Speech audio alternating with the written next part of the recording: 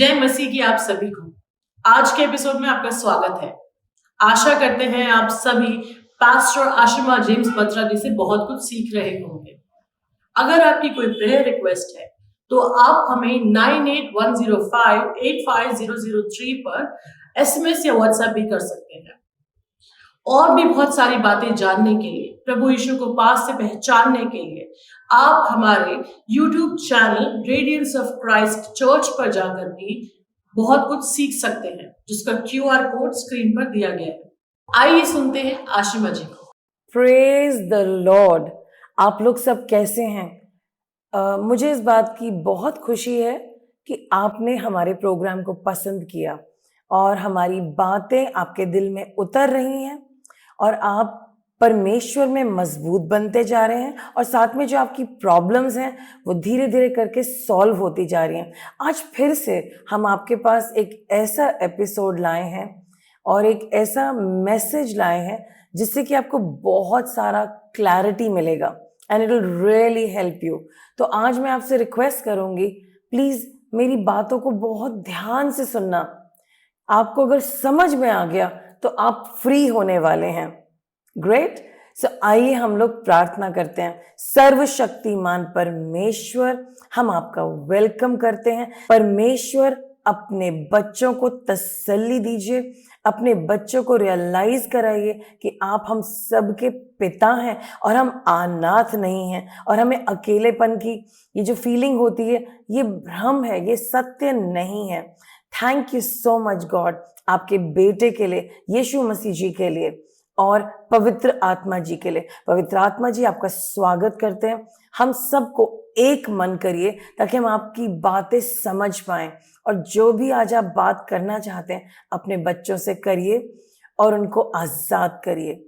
यीशु मसीह के नाम से मांगते हैं, आमेन। हम सबसे पहले परमेश्वर के वचन में जाते हैं। हम देखेंगे उत्पत्ति उसका 3रा अध्याय, जेनेसिस चैप्टर 3, और वहां पर कुछ ऐसा लिखा है।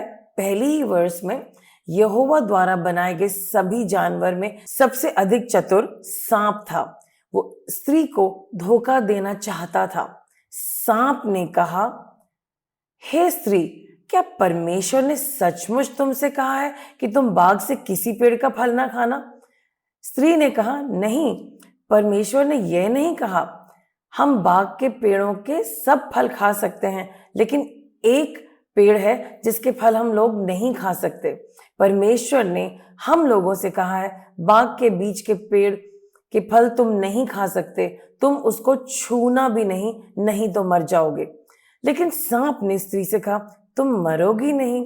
परमेश्वर जानता है कि यदि तुम लोग इस पेड़ से फल खाओगे तो अच्छे और बुरे के जान जाओगे और तब तुम परमेश्वर के समान हो जाओगे।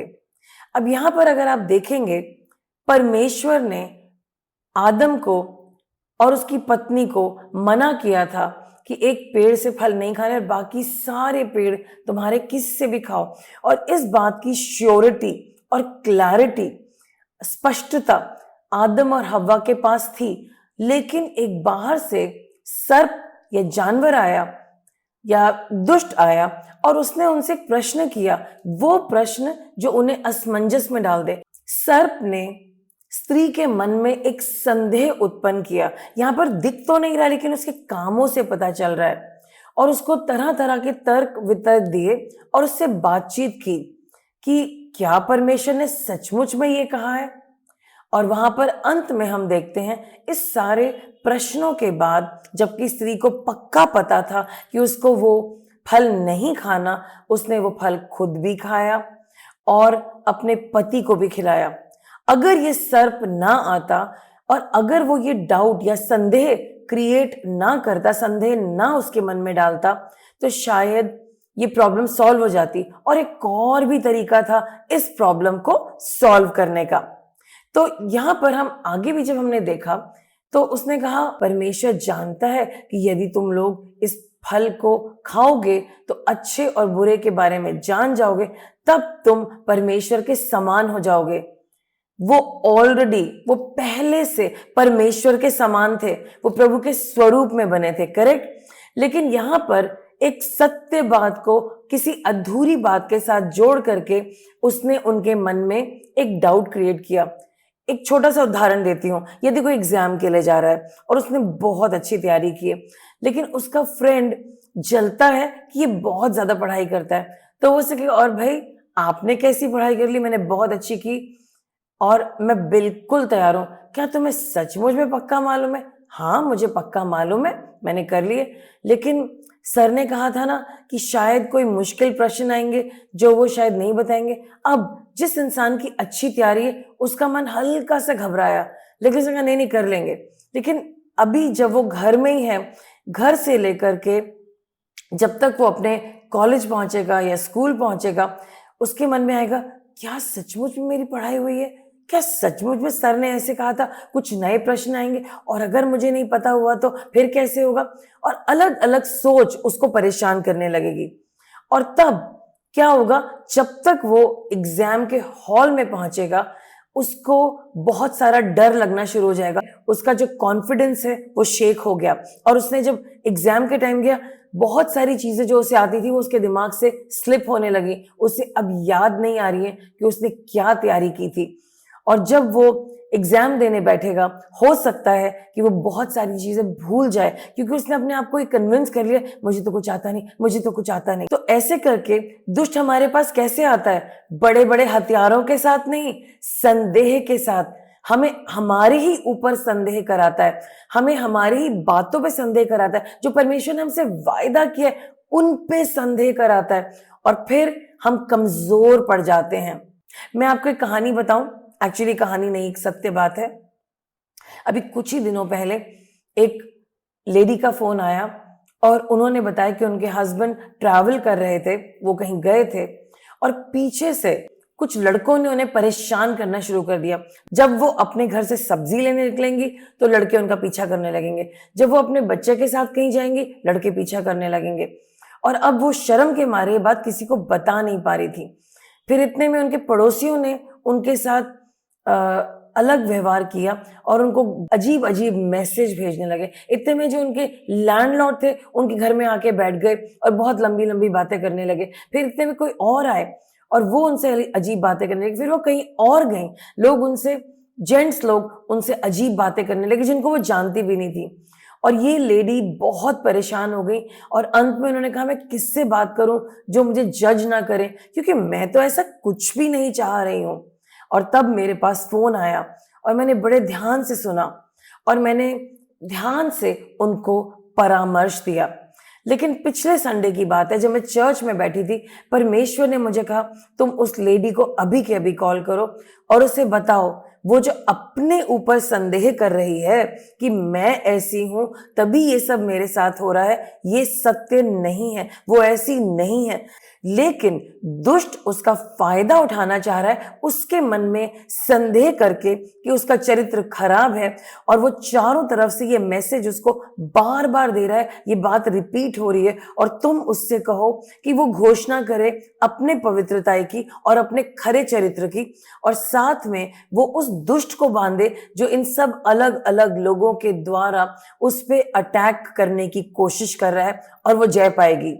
तो मैंने चर्च से बाहर निकल के उसको ये सारी बातें समझाई और उससे कहा कि तुम बस यही अंगीकार करना कि मैं पवित्र हूं, मैं परमेश्वर की बेटी हूं, मैं हर अच्छा काम करूंगी और मैं कोई भी गलत काम नहीं करती हूं, ना करूंगी आगे से। और दुष्ट, तू हट जा, तू किसी के द्वारा मुझको भ्रमित नहीं करेगा। और 2 दिन पहले मेरे पास उनका कॉल आया और उन्होंने मुझे कहा, बहुत बहुत धन्यवाद पास्टर जी, ये जो आपने मुझसे बात बोली, एकदम से सब कुछ ठीक हो गया है और मैं आपका धन्यवाद करती हूँ। मैंने कहा, मेरा धन्यवाद मत करो, परमेश्वर का धन्यवाद करो जिन्होंने मुझे टिप्पणी दी, ये गाइड किया कि सत्य क्या है और वो सत्य मैं तुम्हें बता पाई। तो मेरे भाई बहनों, मैं आपको क्या कह रही हूँ, मैं ये कहना चाह रही हूँ, अगर तो आप कोई पाप लगातार कर रहे हैं तो हाँ, आपकी गलती है और आपको उसके लिए पश्चाताप करना है इमीडिएटली, एकदम। और उसके बाद जब आपने तहे दिल से पश्चाताप कर लिया, परमेश्वर ने आपको स्वीकृति दे दी, परमेश्वर ने आपको एक्सेप्ट कर लिया और आपको फिर से अपने साथ जोड़ लिया, तो अब आप वो इंसान नहीं है, आप एक नई सृष्टि हैं। परमेश्वर की जान आप में है, आपके अंदर यीशु मसीह है। और क्या यीशु मसीह पाप करते हैं? नहीं, यीशु मसीह पाप नहीं करते और वो आपको पाप नहीं करने देंगे। और हो सकता है कि आप कुछ एकाध गलती फ्यूचर में करें, तो उसका तरीका यही है, एकदम माफी मांगेंगे आप और आप कहेंगे परमेश्वर मुझे माफ कर दीजिए और मैं ये इंसान नहीं। क्योंकि अगर आपने अपने रिश्ते पर और अपने चरित्र पे डाउट किया तो दुष्ट चारों तरफ से आपको घेर लेगा, जब तक कि आप वो बात मान नहीं जाएंगे कि आप चरित्रहीन है या आप गलत हैं, और जब तक वो आपसे वो पाप नहीं करा लेगा, वो आपको गिरा नहीं लेगा। इस सर्प ने हव्वा से, ईव से तब तक बहस करी और बातचीत करी जब तक कि उसने फल नहीं खा लिया। उसने उसको मोटिवेट किया, उसे झूठ बोल बोल करके, आधा सच आधा झूठ, एक बात दूसरी बात के साथ मिला के जो गलत थी, और उस ईव ने गलती कर दी। और जब पिता परमेश्वर ठंडे के समय अपने बच्चों से मिलने आए, जैसे वो रोज आते थे, उन्हें पता चला मेरे बच्चों ने इतना बड़ा गलत काम कर दिया, जो मेरी आज्ञा थी उसका पालन नहीं करा, और इस अनाज्ञाकारिता की वजह से परमेश्वर को उनके अधिकार से, उनके बाग से, उनकी ब्लेसिंग से, उनके एक खूबसूरत जीवन से उनको निकालना पड़ा, क्योंकि प्रभु एक न्यायी परमेश्वर है। तो क्या आप मेरी बातें समझ रहे हैं? हम लोग किस तरफ को जा रहे हैं? अब आप समझेंगे कि ये प्रॉब्लम तो मेरे साथ होती है किसी क्षेत्र में, या तो कुछ लोग मुझसे लड़ने लगते हैं या कुछ चीजें होती हैं। हाँ, आप भी लड़ रहे हैं, आप भी गलत काम कर रहे हैं, आपको वो रोकना पड़ेगा, आपको गलत काम नहीं करने हैं। आज सुबह परमेश्वर के आत्मा ने मेरे मन में भजन संहिता 91 का 3 पद डाला, और वहां पर कुछ ऐसे लिखा है, वह तुझे बहेलिये के जाल से और महामारी से बचाएगा। ये वर्णन किसके बारे में हो रहा है? परमेश्वर के बारे में। हम लोग इंग्लिश में देखें, इंग्लिश में एक ट्रांसलेशन है AMPC, उसमें देखते हैं, for he will deliver you from the snare of the Fowler and from the deadly pestilence. अब ये जो स्नेयर है, ये जो बहेलिये का जाल है, ये क्या है? एक तरफ बड़े बड़े जाल होते हैं, पिंजरे होते हैं किसी को पकड़ने के लिए, और दूसरी तरफ होता है एक छोटा सा पिंजरा जो सिर्फ पैर को पकड़ लेता है या हाथ को पकड़ लेता है, और जानवर कितना भी चाहे उससे निकल नहीं पाता। पिंजरा तो बिल्कुल छोटा है, लेकिन वो पकड़ा गया। इसी तरीके से जब हमारे मन में संदेह डाला जाता है, वो हमें पकड़ लेता है। इस तरीके से खुलता है द्वार हमारे अंदर जब हम संदेह करते हैं परमेश्वर ने जो बातें हमसे कही हैं। तो यहाँ पर जब मैं आपसे बात कर रही हूँ एक स्नेयर की, एक बहेलिये के जाल की, ये जो संदेह की प्रॉब्लम है, ये एक बहेलिये के जाल के समान है। एक तरफ हमसे वचन कहता है वह तुझे बहेलिये के जाल से बचाएगा, जो कि एक छोटी सी प्रॉब्लम है, बस आपका हाथ पकड़ा गया, और दूसरी तरफ है महामारी। आज मैं आपका ध्यान केवल इस बहेलिये के जाल की तरफ ले चल रही हूं। हम देखेंगे कि हमें से बचना कैसे है। तो जब हम भजन संहिता 91 के पहली आयत में आते हैं, वहां कुछ ऐसे लिखा है। पहले मैं इंग्लिश में पढ़ूंगी AMPC में, और फिर मैं इसको आपके लिए हिंदी में पढ़ूंगी। He who dwells in the secret place of the Most High, He who dwells मतलब जो इंसान परमेश्वर के साथ चिपक के रहता है, उनके साथ रहता है, परमेश्वर उसके घर है और वो उसके छुपे हुए स्थान में रहता है, of the Most High shall remain stable and fixed under the shadow of the Almighty। मतलब वो हिले डुलेगा नहीं, स्थिर रहेगा, चिपका रहेगा, फिक्स्ड रहेगा परमेश्वर की छत्र छाया में। और ब्रैकेट में लिखा है whose power no foe can withstand, जिस परमेश्वर की सामर्थ के सामने कोई दुष्ट नहीं टिक सकता। है ना बढ़िया वर्ष? अब मैं हिंदी में पढ़ती हूँ।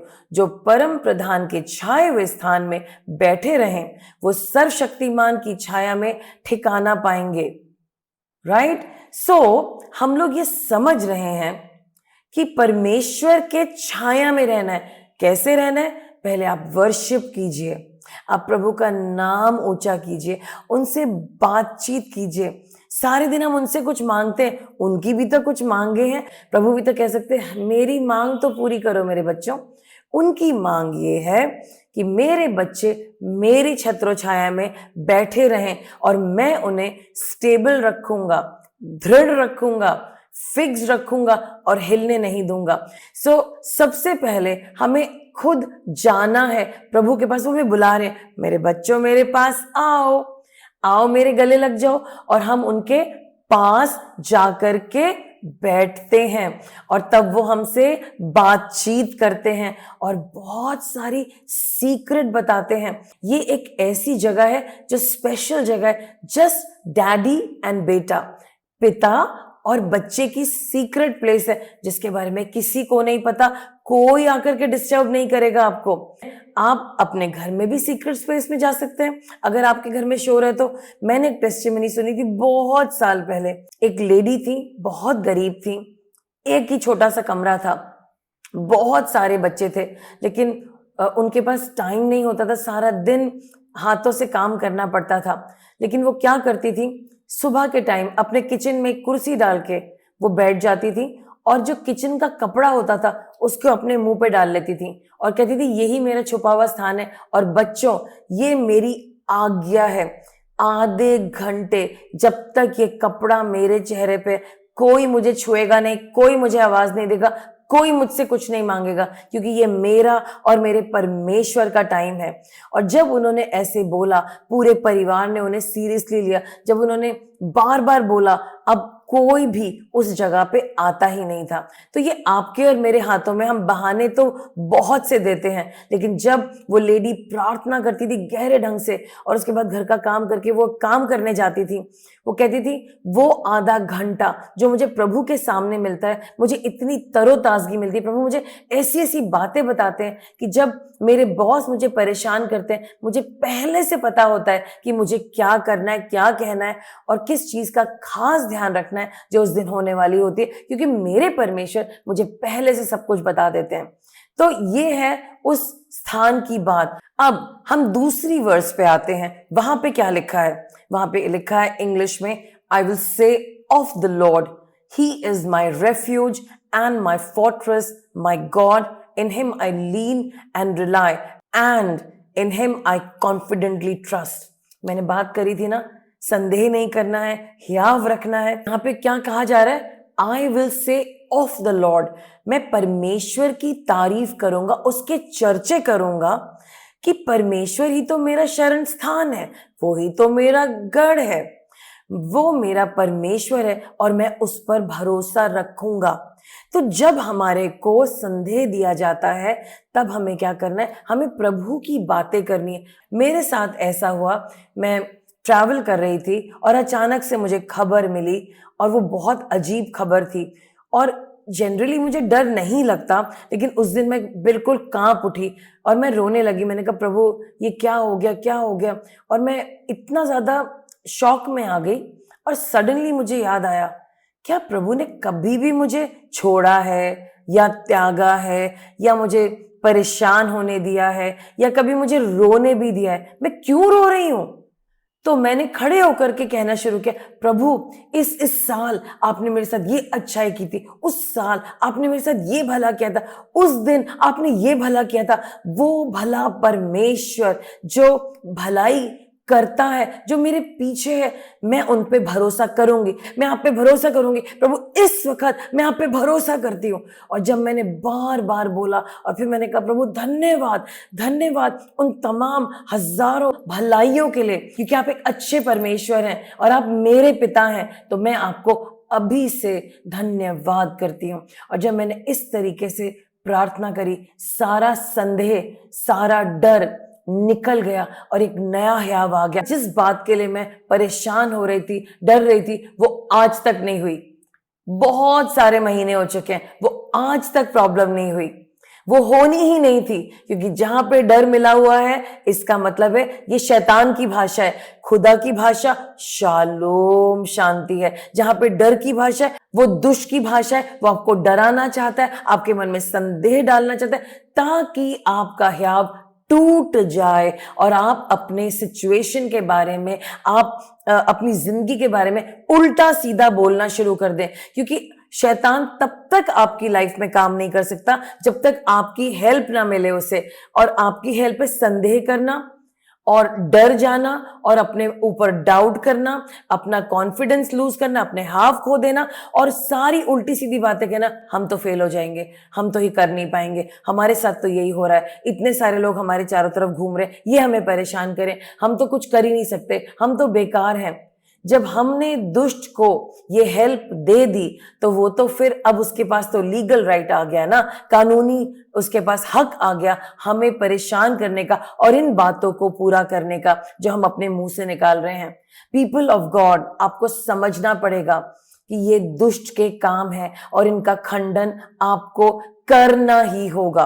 आपकी जिंदगी में भी जो आपकी प्रॉब्लम खड़ी, जहां पे आप सारे दिन अपने पर संदेह करते हैं, कर लूं, कर पाऊंगा, नहीं कर पाऊंगा, अब माफी मांग के आते हैं, फिर आप कहते हैं अगर मैंने दोबारा से पाप कर दिया तो। क्यों करेंगे आप पाप? आपने पश्चाताप कर लिया है, प्रभु पे भरोसा करिए, पवित्र आत्मा जी हैं आपके पास।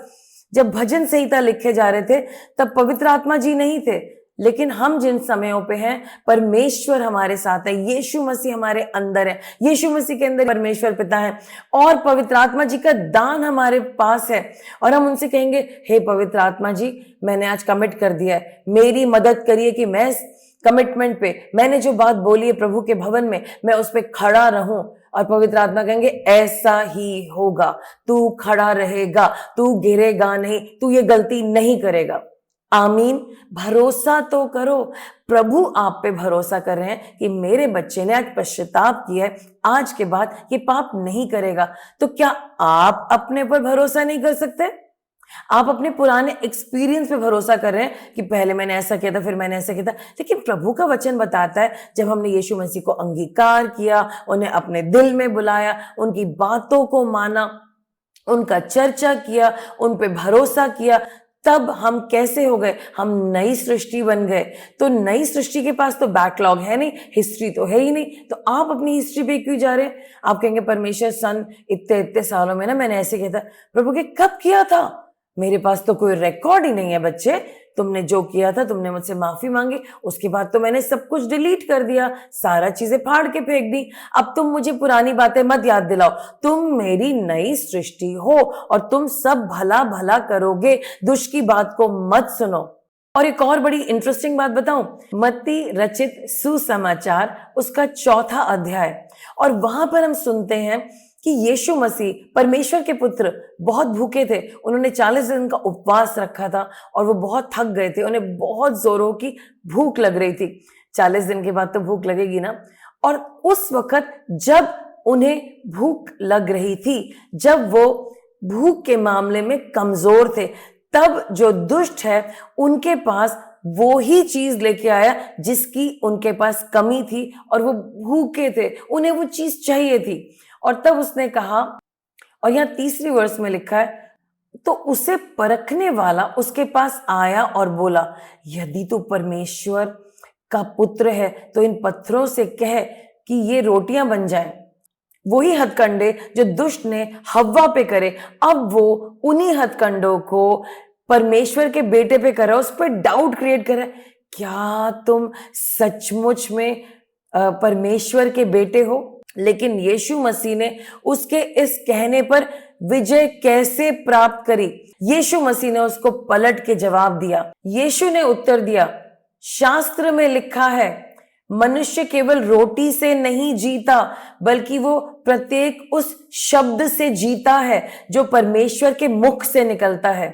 तो यहां पर ये जो दुष्ट आया था भ्रमित करने, संदेह डालने यीशु मसीह के अंदर, क्योंकि उन्होंने 40 दिन जब उपवास रखा, एक नए कॉन्फिडेंस में, हियाव में उठ के आए थे, लेकिन उनके शरीर को भूख लग रही थी, और यीशु मसीह ने दुष्ट को हरा दिया और उसकी बातों को पलट दिया। यीशु मसीह ने उसको कहा, मनुष्य केवल रोटी से नहीं जीता बल्कि वो प्रत्येक उस शब्द से जीता है जो प्रभु के मुख से निकलता है। तो अगर आज आपको और मुझे जीना है और इस धूर्त दुष्ट का जो वो हमारे कानों में फुसफुसाता है, हमें गलत गलत बातें बताता है, हमारे मन में संदेह क्रिएट करता है, उस संदेह को हटाने के लिए आपको प्रभु का वचन इस्तेमाल करना है। आपको और मुझे परमेश्वर के वचन को अंगीकार करना है। सबसे पहले दुष्ट ने आकर के किस बात से उसको अटैक किया, प्रभु के बेटे को, कि क्या तू परमेश्वर का बेटा है? और वो आपसे भी आज यही कहता है कि क्या आप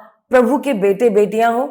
तो सबसे पहले अगर आप बेटे बेटियां बनना चाहते हैं, आइए मेरे साथ प्रेयर करिए। हे परमेश्वर पिता, हम आपकी संतान हैं, हमें माफ कर दीजिए। हमने बहुत सी गलतियां की हैं, जानबूझ के, अनजाने में, कमजोरी में। हमें क्षमा कर दीजिए, हमें खेद है। माफ कर दीजिए कि हमने बहुत सी बातों का संदेह किया और हमारे अंदर से सारा हियाव निकल गया। अब नहीं, जो भी हिसाब किताब दुष्ट के पास है हमारे विरोध में, क्योंकि हमने संदेह किया या हमने गलतियां करी, हमने पाप करे, उन सब को माफ कर दीजिए और जो भी हिसाब किताब उसको फाड़ के फेंक दीजिए। यीशु मसीह, मानते हैं आप परमेश्वर के पुत्र हैं, हमें डाउट नहीं है, हमें संदेह नहीं है। और आप मारे गए, आप गाड़े गए और आप तीसरे दिन जी उठे और आप प्रभु हैं और आप मेरी जिंदगी में प्रभुता कीजिए। मैं अपनी जिंदगी की सारी बागडोर आपको देता हूं, मैं अपना सारा बोझ आपको देता हूं और पिता का बोझ लेता हूं कि मेरा चरित्र अच्छा बने। पवित्र आत्मा जी की मदद के द्वारा मुझे बदल दीजिए। मैं आपका बेटा हूं, मैं आपकी बेटी हूं, यीशु मसीह के नाम से, आमीन। अगर आज आपने मेरे साथ ये प्रार्थना करी है तो आप सचमुच में परमेश्वर के बेटे और बेटियां हैं, जिनको उन्होंने अपने स्वरूप में बनाया है। तो आप मेरे साथ अंगीकार कीजिए, मैं परमेश्वर के स्वरूप में बना हूं, मैं परमेश्वर जैसा हूं, मैं परमेश्वर का बच्चा हूं। I am the child of God, मैं परमेश्वर का बच्चा हूं। I am dead to sin, अब मैं पाप ही नहीं करता क्योंकि पाप के लिए मैं मर चुका हूं। I am dead to sin, I am the righteousness of God through Jesus Christ. मैं परमेश्वर की धार्मिकता हूं यीशु मसीह के द्वारा, मैं परमेश्वर की धार्मिकता हूं यीशु मसीह के द्वारा, मैं परमेश्वर की धार्मिकता हूं यीशु मसीह के द्वारा, यीशु मसीह के नाम से, आमीन। और अगर आज आपने ये अंगीकार किए और आपने अपने मन से सारे संदेह निकाल दिए और आज से आप अपने ऊपर डाउट नहीं करेंगे और आप उस फुसफुसाने वाले की, संदेह की बातें, छोटी छोटी बातें जो आपके अंदर गंद पैदा कर देती हैं और आपको प्रभु से दूर ले जाती हैं, आज आप प्रण करें कि आप उन्हें नहीं बोलेंगे, तो आपकी जिंदगी बदल जाएगी। आमीन। तो मैं आशा करती हूं कि आज से आप अपने ऊपर संदेह नहीं करेंगे और आप प्रभु का वचन अपने ऊपर बोलेंगे। आइए हम लोग मिल करके प्रार्थना करें। सर्वशक्तिमान परमेश्वर, हम आपका धन्यवाद करते हैं इस वचन के लिए जो आपने हमें दिया है। प्रभु, हम आज से संदेह नहीं करेंगे, हम आपकी संतान हैं, हम आपके बच्चे हैं, हम आपके स्वरूप में बने हैं और आप हमारे साथ हैं। आप ना हमें कभी छोड़ेंगे, आप ना हमें कभी त्यागेंगे। हाँ, हम गिरेंगे तो वचन बताता है कि धर्मी 7 दफा गिरता है और फिर उठता है। प्रभु, आप हमें संभाले रहेंगे और अगर हम गलती से गिर भी गए तो आप हमें एकदम खड़ा कर देंगे। धन्यवाद प्रभु इस शब्द के लिए, इस वचन के लिए। आज हम सब खड़े हो रहे हैं और कॉन्फिडेंटली खड़े हो रहे हैं। परमेश्वर, दुष्ट हमें हरा नहीं सकता, हम उसकी चालों को समझ गए हैं और आप हमें जय दे रहे हैं हर क्षेत्र में, यीशु के नाम से, आमीन। मैं आशा करती हूँ लोगों, आपको बहुत प्रोत्साहन मिला होगा। इस वचन को अंगीकार कीजिए, बार बार बोलिए और आप हिम्मत पाएंगे, आपके दिल को तसल्ली मिलेगी और आप हियाव के साथ अपनी जिंदगी में आगे बढ़ सकते हैं। Praise the Lord. मैं आपको ब्लेस करती हूँ। तो हम इस प्रोग्राम को यहीं खत्म करते हैं। प्रेज द लॉर्ड और जय हिंद। आप सभी का बहुत बहुत धन्यवाद हमें आज ज्वाइन करने के लिए। आशा करते हैं कि आज का मैसेज, आज का संदेश ने आपके दिल को छुआ होगा और आप सभी बहुत प्रोत्साहित हुए होंगे। अगर ऐसा है तो आप हमसे बांट सकते हैं। अगर आपकी कोई प्रेयर रिक्वेस्ट है, कुछ भी ऐसा जो आप हमसे शेयर करना चाहते हैं, तो आप हमें व्हाट्सएप कर सकते हैं या SMS भी कर सकते हैं 9810585003 पर। आशिमा जेम्स जी से बहुत कुछ नया और अद्भुत जानने के लिए आप हमारे YouTube channel radiance of Christ church पर जाकर बहुत कुछ नया सीख सकते हैं, जिसको सब्सक्राइब भी किया जा सकता है। इसका QR कोड आपकी स्क्रीन पर दिया गया है। तो आज के लिए इजाजत, अगले शनिवार 9:30 बजे मिलते हैं। जय मसीह की।